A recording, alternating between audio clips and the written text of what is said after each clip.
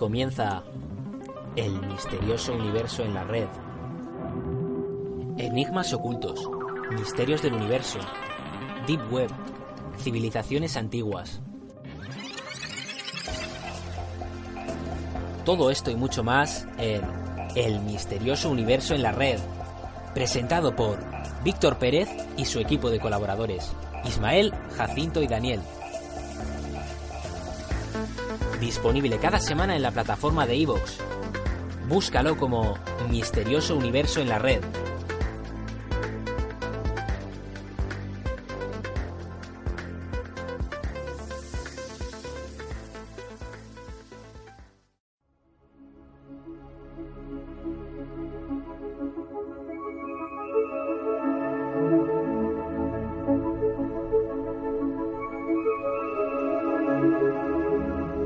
Buenas noches y bienvenidos a Misterioso Universo en la Red.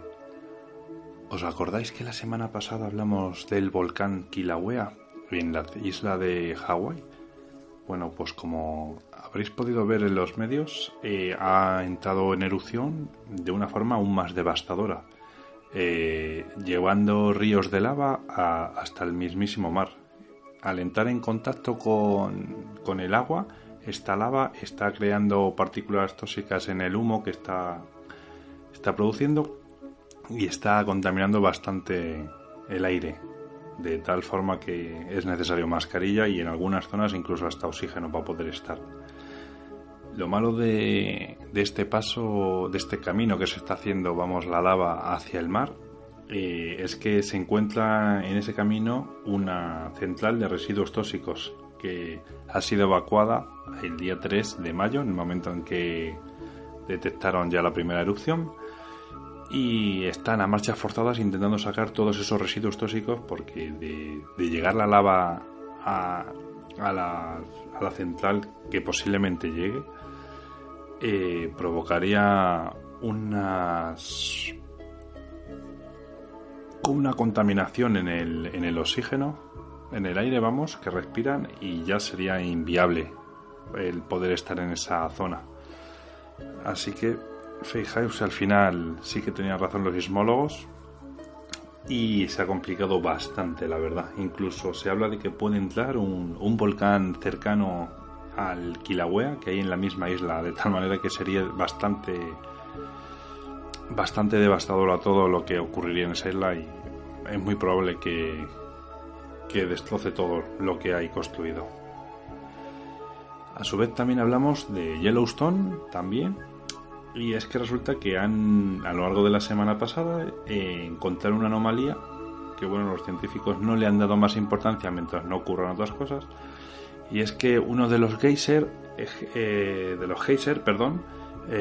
más activos desde hace muchos años ha empezado a lanzar el agua a mayor altura, alcanzando los 20 metros, y eso es algo que es a tener en cuenta, pero los sismólogos han dicho que como no se han registrado todavía movimientos sísmicos y que la temperatura de la Tierra o del volcán más bien es la habitual, no ha subido, pues no es algo preocupante de momento. Es a tener en cuenta, pero no es preocupante. Y dicen que si por lo que sea el agua que hay en los geysers se empezase a secar, entonces ahí ya sí empezarían a preocuparse un poco, porque está empezando a subir la temperatura y significa que se está empezando a activar. Y si ya después empezamos con cadena de pequeños terremotillos, ya sería ya para tenerlo en cuenta. Y como ya os comenté, la última suele entrar en erupción cada 640.000 años el volcán de Yellowstone. Y vosotros la verdad diréis que eso es cada muchos años y es algo que no hay que tener mucho en cuenta. Pues ¿cómo os quedáis si os digo que llevamos 40.000 años de retraso? Hace ni más ni menos que entró en erupción hace 680.000 años. Y si nos guiamos por esta estadística que sacaron los vulcanólogos, en cualquier momento puede tocarnos. Esperemos que aguante muchas otras generaciones. Comencemos con el programa de hoy.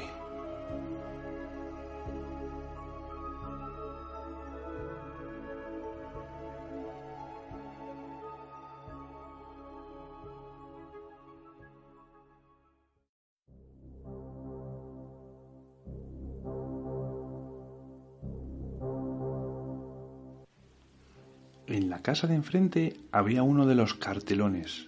El gran hermano te vigila.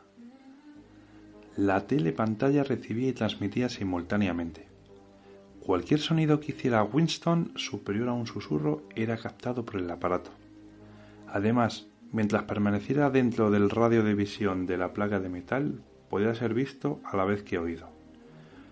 Por supuesto, no había manera de saber si le contemplaban a uno en un momento dado. Lo único posible era figurarse la frecuencia y el plan que empleaba la policía del pensamiento para controlar un hilo privado. Incluso se concebía que los vigilaran a todos a la vez. Pero desde luego podía intervenir su línea cada vez que se les antojara. Tenía usted que vivir, y en esto el hábito se convertía en instinto, con la seguridad de que cualquier sonido emitido por usted sería registrado y escuchado por alguien, y que excepto en la oscuridad todos tus movimientos serían observados. Winston se mantuvo de espaldas a la telepantalla. Así era más seguro. Como él sabía muy bien, incluso una espalda podía ser reveladora.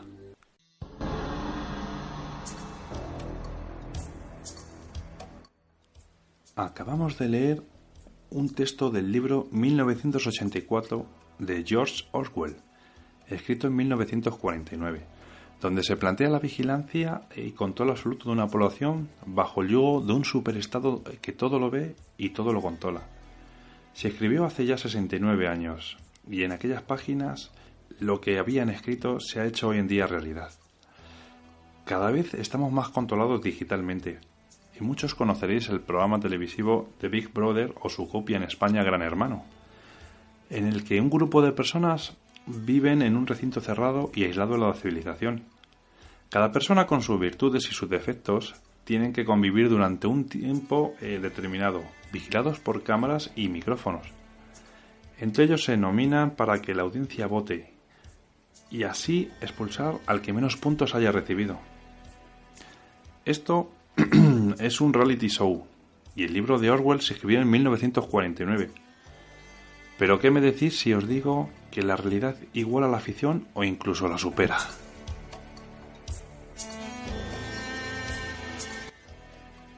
Pues resulta que en China se ha puesto en marcha un programa llamado Social Credit System. Es un control muy similar al que se describe en el libro de George Orwell. Las empresas que lo han diseñado son Alibaba Group y Tencent Holding, conjuntamente con el gobierno chino. Fue en el año 2014 cuando redactaron las normas de puntuaje ciudadano. Las empresas tanto como Alibaba y Tencent son las redes sociales más fuertes en China y tienen la verdad que bastante experiencia a la hora de hacer estudio de cómo afecta a la gente el estatus social. Y es que en realidad este sistema trata como si fuera una especie de videojuego social donde todas tus acciones, como cruzar la calle por un lugar indebido, jugar mucho a videojuegos, búsqueda y actividades en la red, opiniones inadecuadas, según los parámetros del gobierno, pues todo esto puede ser sancionado con prohibirles el acceso a trenes, aviones, hoteles o restaurantes, o incluso poder comprar por internet o optar a puestos de trabajo con mejor cualificación o salario, concesión de préstamos bancarios, elecciones de colegio para tus hijos, es decir, te colocarían por detrás de otras personas con mejor puntos que tú. Da igual que tú vivas al lado del colegio o te haga más falta que esa persona. Bueno, total, que convertiría a un ciudadano normal en un paria de la sociedad mediante un sistema de puntos que suman o restan según tu actividad, o más bien tu conducta. Por el contrario, aquel que muestra buena disposición hacia las políticas del gobierno, pagar sus multas, participar en la defensa de su país, por ejemplo, y un sinfín de digamos, buen ciudadano, buenas conductas, por decirlo de alguna manera, son premiados con puntos, y estos premios van asociados a la tarjeta de identidad china, que es lo que es para nosotros en España, el DNI. Las empresas extranjeras afincadas en China están obligadas a someterse a este programa tendrían que abandonar el país. Así es como lo ha dicho el gobierno chino. que la verdad que de momento, vamos, se van a quedar, porque la verdad no les interesa irse del país, porque las ganancias son un motivo superior al dejar por el camino los derechos civiles de China. Así que, como todas, miran su propio interés sin importarles nada. El exceso de control, la verdad, restringiría más las libertades en China y a una gran mayoría de la población y lo peor es que, una gran mayoría está de acuerdo con esta iniciativa. Vamos, lo ven bien. Así que no se puede hacer nada.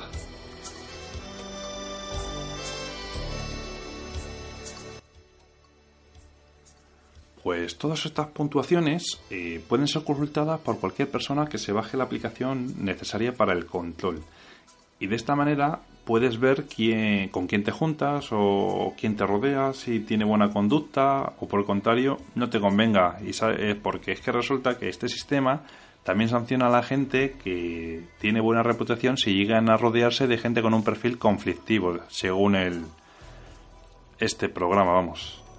También serán estas personas con malas conductas, también serán humillados públicamente mostrando sus delitos en unas pantallas gigantes que hay en la calle situadas, donde aparecerán todos sus datos personales, más el vídeo de esta infracción, como también su número de teléfono y de todo, o sea, totalmente identificado, como a modo humillación, vamos.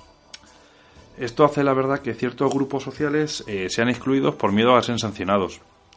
Y bueno, yo por lo menos aquí veo que esto es un principio de lo que yo llamo racismo digital. El color no importa, sino tu perfil social.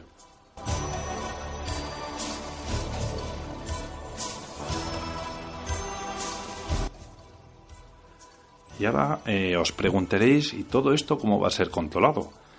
¿O cómo pueden seguir esto? Bueno, pues todo esto se lleva a cabo con nada más y nada menos que 170 millones de cámaras instaladas por gran parte del territorio chino de momento. Tiene intención de instalar bastante más. El gobierno chino tiene intención de que en el año 2020 entre en vigor en todo el país de forma oficial y definitiva. Es decir, es obligatorio ya a partir de ese año. Todos los ciudadanos deberán bajarse a sus smartphones la aplicación obligatoriamente, la cual guardará todas las ubicaciones que visiten, compras, lo que hablen o incluso escriban, fotografías o cualquier dato que necesite el gobierno para su control. Es decir, tú le das todos los permisos para que te controlen todo lo que hagas. Obviamente todos pues los crímenes graves tipo asesinatos, atropellos, etcétera, ¿sabes? Todo eso va a seguir usando el mismo código de siempre. Esto es como según vende el gobierno, como al pequeño ladronzuelo o al pequeño delincuente poderlo tener un poco más controlado, pero bueno.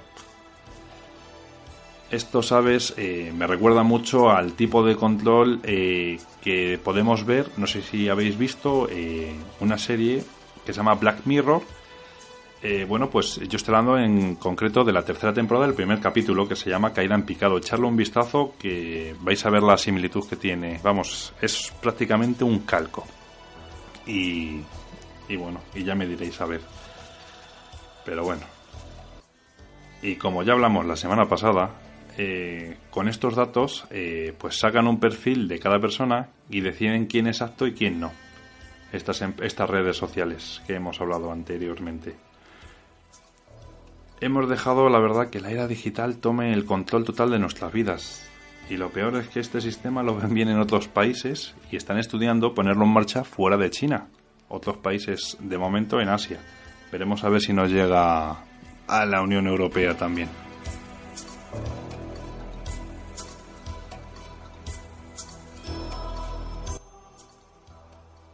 Personalmente pienso que esto es un principio de control global de la población al estilo Minority Report, esa película de Tom Cruise, donde lo más mínimo que haga será sancionado. Y si a los que mandan no le parece bien, como pasa en cualquier país dictatorial, nos degradan, nos quitan del medio, como lo queráis ver. Veremos con los años en que acaba todo esto y un servidor piensa que no solo nos afectará en un futuro, sino que ya nos está afectando desde hace unos años con la aparición del smartphone.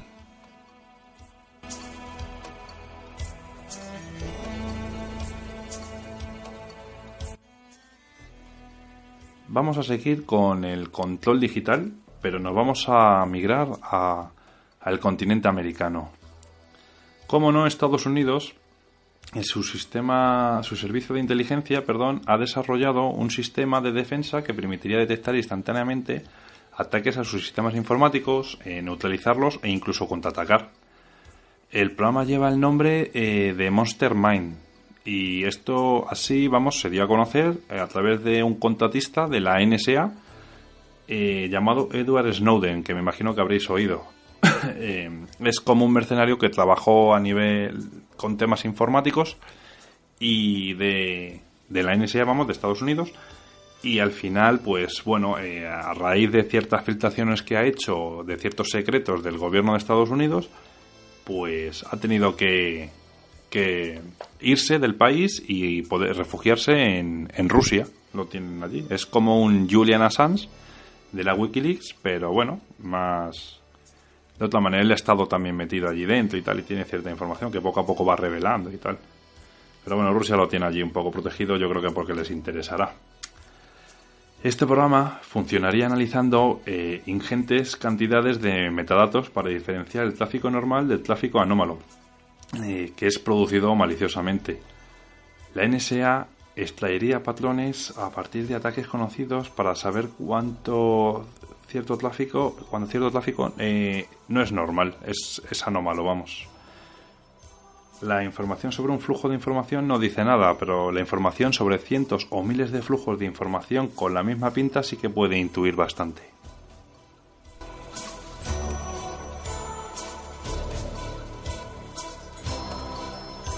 Lo que más llama la atención es que Monster Mind está siendo desarrollado para contraatacar sin intervención humana, de forma con inteligencia artificial. Y aunque no se ha especificado qué tipo de contraataque es el que se está planeando, Snowden se ha permitido la licencia de hablar de dos problemas graves con un programa de este tipo. Por ejemplo, uno de ellos sería que los atacantes no suelen conectarse directamente a los sistemas atacados, sino que suelen enviar sus ataques a través de ordenadores en los que se cuelan de manera ilegal y donde sus propietarios no saben que están siendo parte de lo que es un ataque y claro, entonces luego al final se llevan ciertas sorpresas. Y para que Monster Mind pueda funcionar, debería tener acceso a todas las comunicaciones entrantes y salientes de los Estados Unidos, para que de este modo puedan identificar todos los patrones. Snowden hace hincapié en que esto iría en contra de la Cuarta Enmienda de los Estados Unidos, donde allí nadie puede fisgar en las comunicaciones privadas de cada estadounidense sin ni una orden, sin una causa probable o una sospecha fundada. Pero ya sabes que al final donde digo Diego y donde digo dije, y al final ellos hacen lo que les da la gana. Para eso son los Estados Unidos.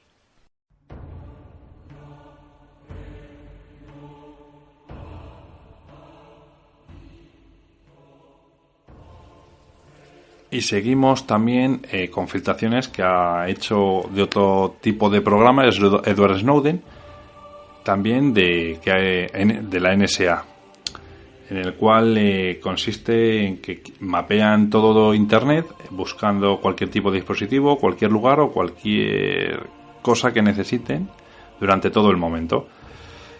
Se llama Treasure Map el proyecto, que significa mapa del tesoro. Y es un mapa interactivo y que se está utilizando casi en tiempo real gracias a todos los smartphones, tablets o ordenadores que estén conectados a la red. Los detalles han sido publicados en el diario alemán Der Spiegel después de tener acceso a varios documentos filtrados por Edward Snowden.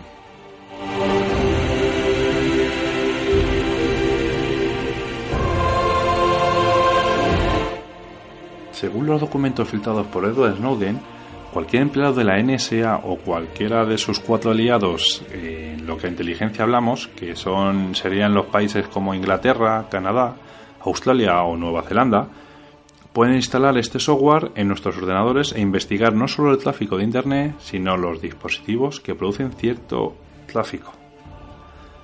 ¿De dónde obtendrían todos estos datos? Pues mira, por un lado, el Border Gateway Protocol, que es el que se utiliza para intercambiar información de ruteo entre sistemas autónomos, como por ejemplo los operadores de Internet tipo Vodafone, tipo Ono, Movistar, cualquiera de ellos los pueden facilitar.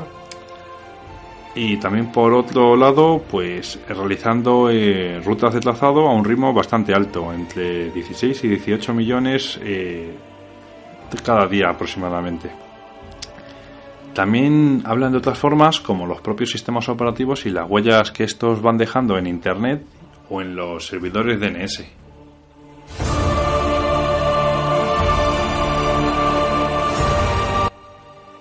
Y es en 2011, que es cuando se presentaron estos documentos, las rutas de trazado se realizaban de 3 formas. La primera, utilizaban más de 700.000 sitios públicos que permitían realizar estas operaciones, consiguiendo en torno a 4.000 operaciones diarias. Mientras que para la segunda confiaban en unos 13 servidores propios dispersos por el mundo, que les permitían más de 6,5 millones de rutas de trazado diario. Y en la tercera, delegaban en la Universidad de San Diego con su asociación para el análisis de los datos de Internet. En total, contaban con más de 10 millones de rutas de trazado, que conseguían todos los días a través de estos métodos. Los operadores estaban en el punto de mira de la NSA.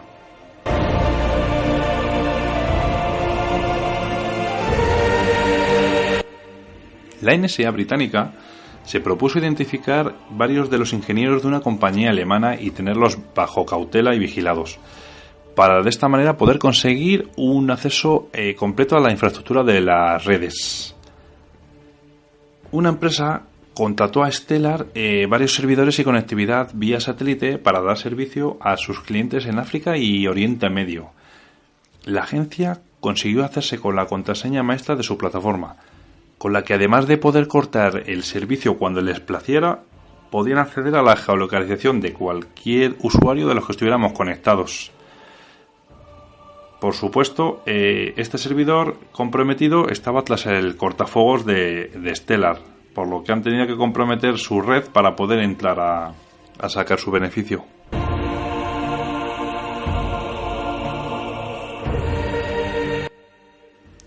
Y es que resulta que la NSA ha ido tanto a controlar, a mapear, más bien, empresas pequeñas, de operadores pequeños, como las gigantes, como por ejemplo Deutsche Telekom, que cuenta con más de 60 millones de clientes en Alemania. Pues fijaros la cantidad de personas que tienen vulnerabilidad a cualquier tipo de dato que lo necesitase la NSA. Por ejemplo, Intercept ha asegurado haber contactado con unos 100 proveedores más. Todos ellos han salido, claro, del documento de Edward Snowden. 4 de ellos, además, le contestaron que habían analizado su red sin encontrar problemas de seguridad. Pero pese a esto y según las filtraciones que Snowden parece que también están afectados por la vigilancia de la NSA como el resto de empresas.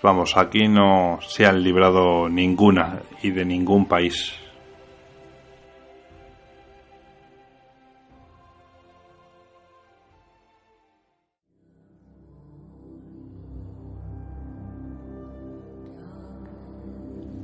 Bueno, y vamos a dejar ya de lado el tema de las conspiraciones digitales y vamos a dar paso a un descubrimiento que se ha hecho en el país de Guatemala, y es una ciudad gigante maya que han encontrado bajo la selva debajo de miles y miles de árboles. Su descubrimiento se realizó gracias al uso de LIDAR, que es una especie de dispositivo láser, por decirlo así, una cámara láser, que les ha permitido remover digitalmente los árboles de las imágenes aéreas, y así han podido hallar la ciudad maya, que han revelado una civilización, las ruinas, de una civilización precolombina que era mucho más complejo y estaba más interconectada de lo que la mayoría de los especialistas de la civilización maya habían supuesto.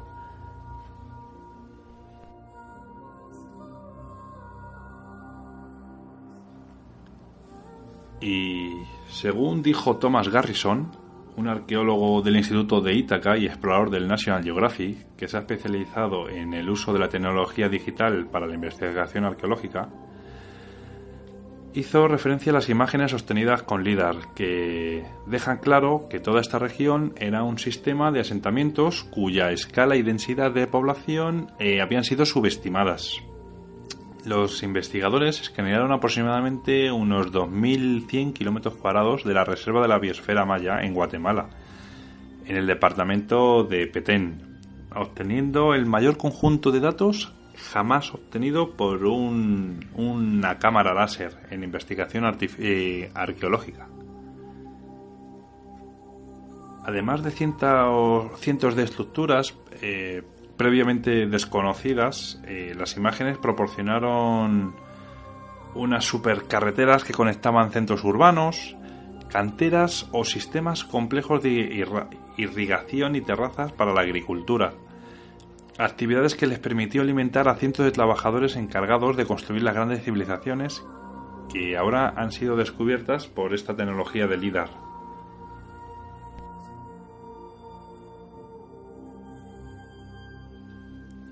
Y el arqueólogo de la Universidad de Tulane, Marcelo Canuto, hizo un comentario de que los mayas jamás utilizaron la rueda ni animales de carga, pero sin embargo fue una civilización que literalmente movía montañas, porque resulta, se han encontrado en este asentamiento o en esta mega ciudad más de 60.000 casas, grandes palacios, carreteras enormes, hablamos kilométricas, y han sido hasta la fecha los restos de asentamientos humanos más grandes y más reveladores obtenidos con la tecnología LIDAR. Se cree que puede ser comparable este hallazgo de civilización avanzada en Centroamérica, comparable con la antigua Grecia, para que nos hagamos una idea. En su apogeo, en el periodo clásico maya entre el 250 y el 900 después de Cristo, la civilización ocupó un área aproximadamente, para que nos hagamos una idea, el doble del tamaño de la Inglaterra medieval. Muchos investigadores habían estimado una población alrededor de unos 5 millones, según comentó Francisco Estrada Belli.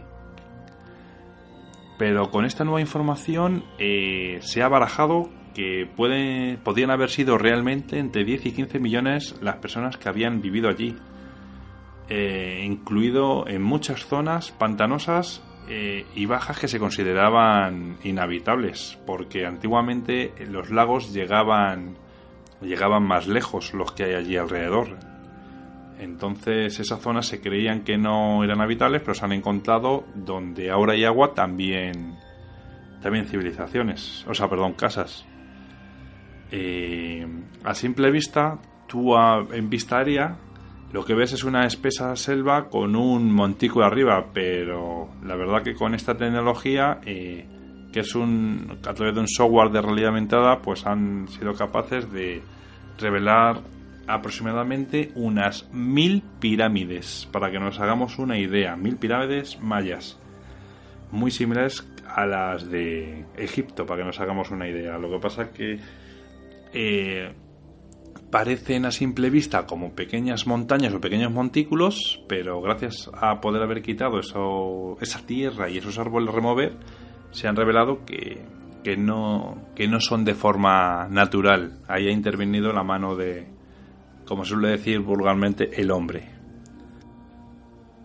Y es que resulta que también han encontrado fosas excavadas por saqueadores hace ya bastantes años, lo cual revela que para nosotros, aunque era desconocido la magnitud de la ciudad, pero no para las civilizaciones anteriores a nosotros no era tan desconocida y fueron a robar los tesoros que pudieron. Otra de las cosas, la verdad que también preocupa, es la degradación ambiental que está sufriendo Guatemala, que tiene aproximadamente una pérdida de un 10% de sus bosques anualmente. Luego porque resulta que como hace frontera con México, se encargan de quemar y deforestar de forma ilegal muchas tierras para poder crear agricultura e incluso poder hacer asentamientos de humanos, poder hacer allí casas. Así que hay ciertas fundaciones como Pacunam, por ejemplo, que es su directora, es una presidenta, que se llama Mariana Hernández, que se intentan, o su intención es identificar ese tipo de sitios para que ayudar a que la gente entienda que son civilizaciones antiguas y que hay que proteger este tipo de lugares y de patrimonios para poder conservarlos y estudiarlos bien, la verdad. Pero bueno, este proyecto se ha llevado a lo largo de unos 3 años para poder encontrar, y se van a seguir escaneando las zonas, aproximadamente unos 14.000 kilómetros cuadrados de las tierras bajas mayas de Guatemala, para ver qué pueden seguir encontrando, y van hasta el Golfo de México aproximadamente. Seguirán buscando a ver qué hallaremos. Seguiremos atentos a ver qué podemos encontrar más.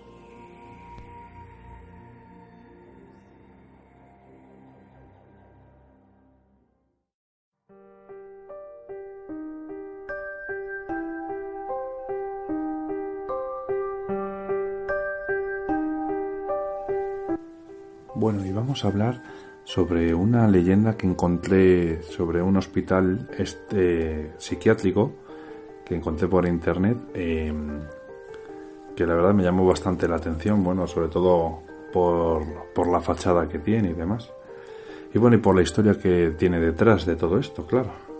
Y bueno, es un hospital que es conocido como el Hospital Estatal de Weston, que llama la atención porque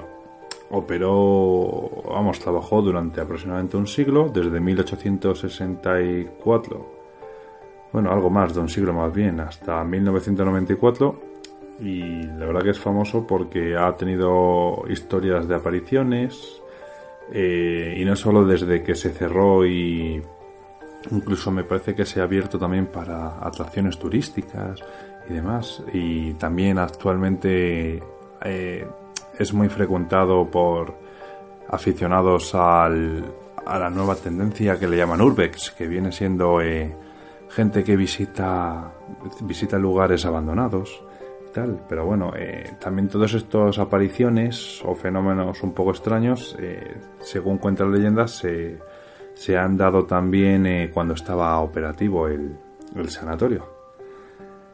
Y bueno, y ya te digo, en el hospital, por ejemplo, parece ser que costó pues $125.000 en su momento.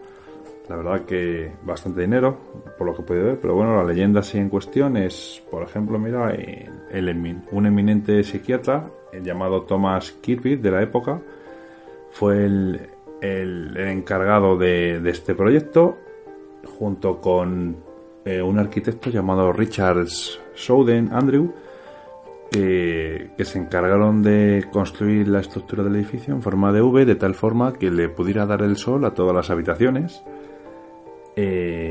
Luego también, por ejemplo, este lugar, en la Guerra Civil Americana en 1861, sufrió un poco la devastación del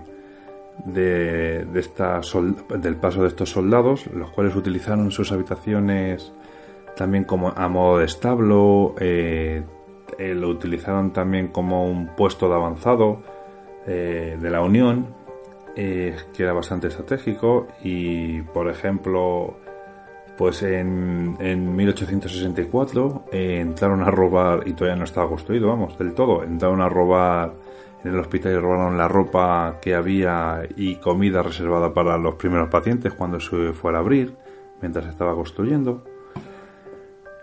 Pero bueno, y por ejemplo, pues las enfermedades que también se trataron en este asilo, vamos, hospital psiquiátrico, porque también tuvieron personas mayores, por eso lo de asilo, y ahora os contaré un poco más adelante. Ya te digo, se trataran enfermedades entre 1864 y 1889, como en esta época lo consideraban una enfermedad: la masturbación, la pereza, la bipolaridad, la infidelidad, la superstición y hasta la locura menstrual. La verdad, me pareció, la verdad que, bueno, no menos que curioso, todo este tipo de enfermedades mentales que consideraban en aquella época, la verdad. Que también, por ejemplo, la locura menstrual es conocida hoy en día como el síndrome premenstrual. Pero bueno, y nada, y ya sabéis, pues lo precario sobre condiciones psicológicas, fue fácil, pues gracias a esto, pues a cualquier tipo de centros como estos, pues que las familias, si tenían alguna persona con algún tipo de enfermedad o raros, que ellos podrían considerar quizás raros, pues ya ves, este tipo de hospitales o asilos, pues les servían para tirar a esas familiares que para ellos eran indeseables, y nada, y los dejaban ahí pudrirse el resto de sus vidas. Para que os hagamos una idea, el hospital arrancó con unos 250 pacientes, y a los pocos años, esto arrancó en 1880, ¿vale? No, 1864, perdona. En 1880 se tenían 717 personas, y en el año 1950 ya tenían 2.500 enfermos, vamos, o pacientes, vamos. Poquito a poco fueron ampliando las estructuras y demás, para, por ejemplo, meter un centro de geriatría para lidiar con casos de demencia senil y Alzheimer. Había también un pabellón de alta seguridad para psicópatas y asesinos en serie, un centro médico que incluía hasta una morgue y cuarto de autopsias. Pero bueno, también se trató aquí enfermos de tuberculosis, por ejemplo. Pero bueno, lo que más también así me ha llamado la atención es en el año 1952, un doctor llamado Walter Freeman construyó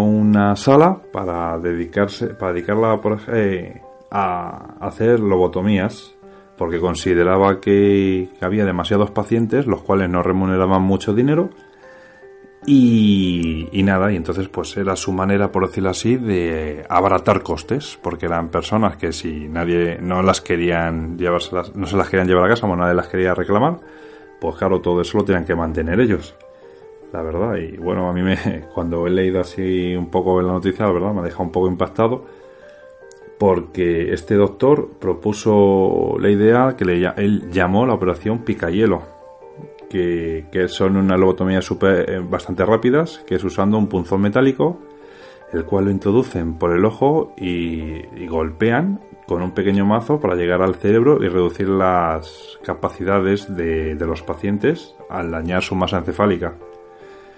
Debido a esta presión, pues que ejerció este doctor para poder hacer eliminar, por ejemplo, él decía, a epilépticos, alcohólicos, drogadictos o retrasados mentales sin remedio, pues le dieron visto bueno la dirección del hospital para que lo hiciera.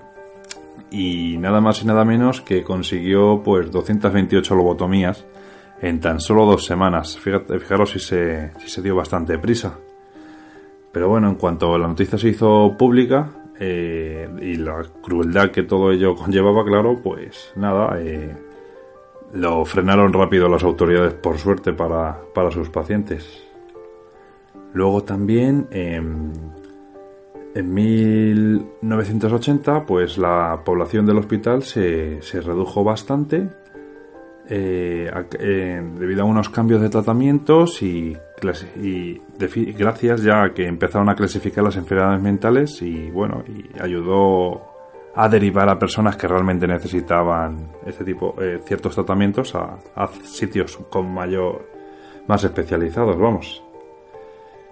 Y bueno, y poquito a poco, pues nada, cerca de ahí se inauguró otro hospital más especializado, por suerte. Bueno, hasta ahí más o menos es la historia un poco, ¿vale?, de lo que es el hospital. Y ahora, pues, os voy a contar un poco lo que es el tema de apariciones y demás que se dice que hay.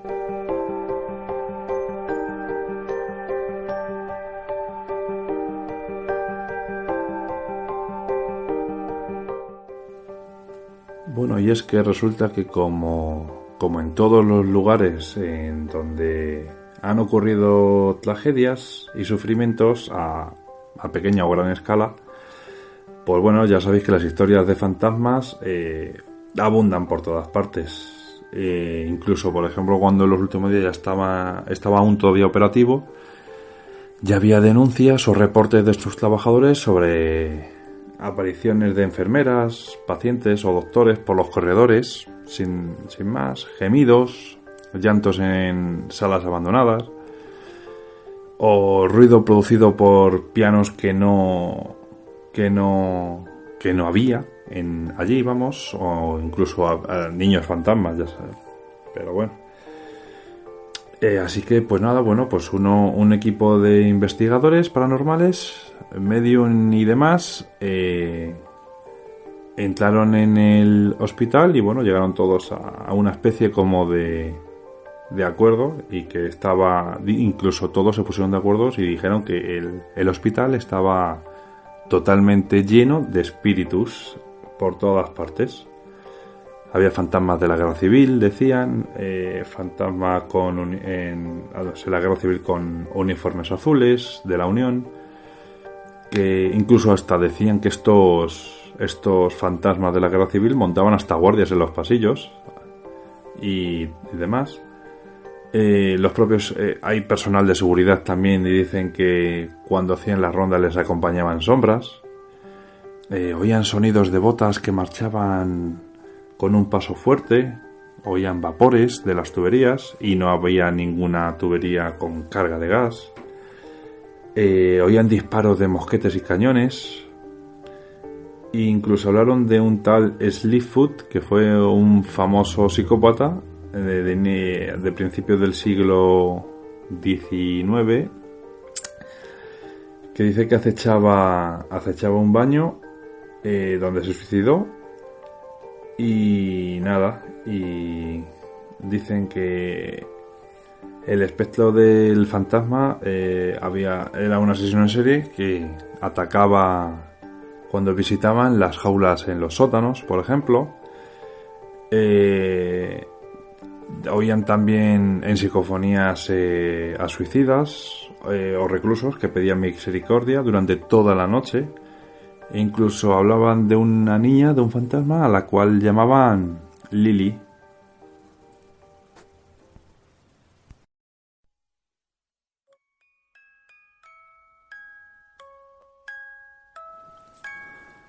Pues resulta que existe un cuarto en el primer piso del hospital, le han llamado cariñosamente el cuarto Lily, el cual por lo visto está lleno de juguetes y vestidos dejados por gente que visita el lugar, y por el personal también que hace de seguridad, vamos, que hace las rondas. Y dependiendo de con quién hable, la historia de Lily tiene varias versiones. Unos dicen que murió en el hospital tras haber sido abandonada por una madre que nunca la quiso. Otros que fue la hija de un paciente a la que violó un enfermo. Algunos más que era una niña sin hogar que fue adoptada por el personal del hospital. Pero todas las historias pues coinciden en que Lily murió de neumonía a los 9 años y fue enterrada en un hospital donde permanece, según ellos, su espíritu.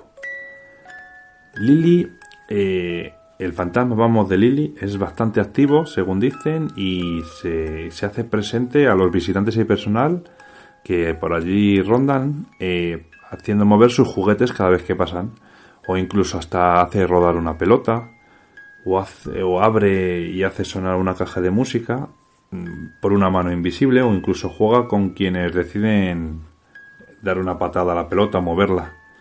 Y dicen que su risa suena por los pasillos cuando está bastante entretenida. Los guías, que cuando organizan visitas a este centro, pues bueno, hacen insistencia a los visitantes que el fantasma debe ser tratado con bastante cariño y con mucho respeto, porque como si se tratase de una niña de verdad, le han cogido bastante cariño.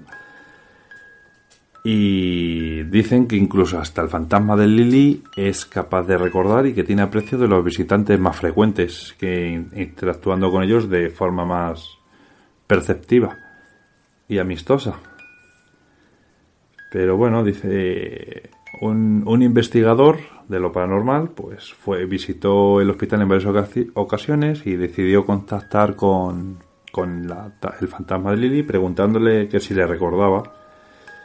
Y de ser así, pues bueno, que lo manifestase. Y lo que ocurrió es que fue las luces de esta persona, pues empezaron a parpadear cada vez que él tocaba la musiquita a modo de pregunta. Y él lanzó una pregunta, que quién hacía eso, y la linterna parpadeó 2 veces de forma rápida, como diciendo, soy yo.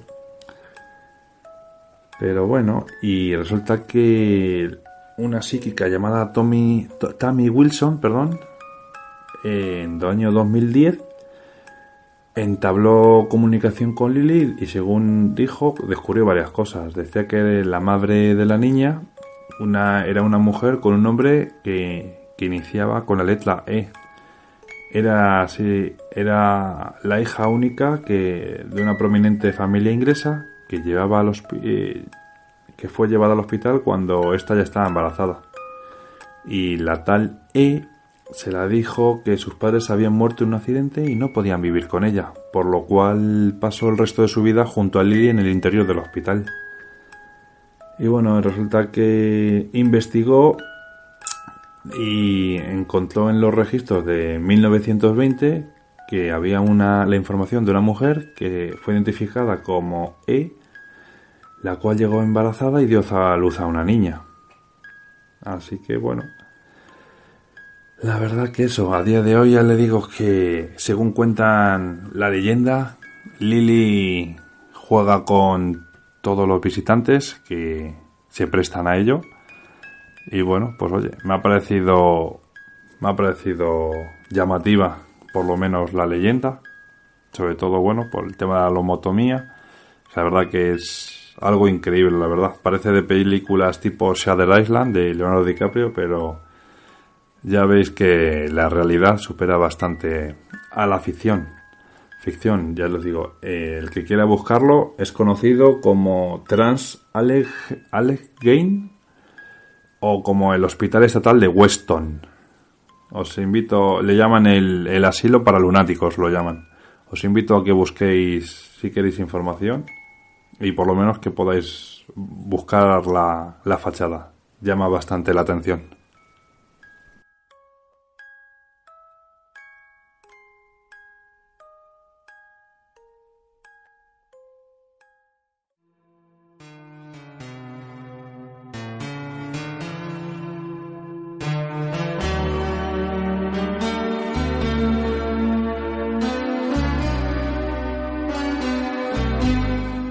Bueno, y ya damos por terminado el programa. Y por supuesto quiero agradecer a una oyente que me escribió para sugerirme el tema de China. Se llama Viviana, así que muchas gracias. Y nada, y bueno, quiero aprovechar para recordaros que podéis comunicaros con nosotros a través de misteriosouniversored@gmail.com o vía Twitter @misteriored. Y nada, os animo a seguir proponiéndome más historias y más temas.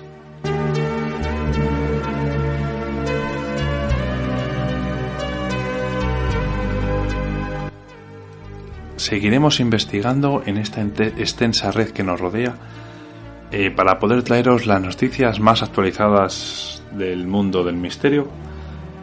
Y nada, ha sido un placer pasar este ratito con vosotros. Y nada, hasta la semana que viene. Un saludo, un fuerte abrazo y muy buenas noches. Buena semana, buen fin de semana.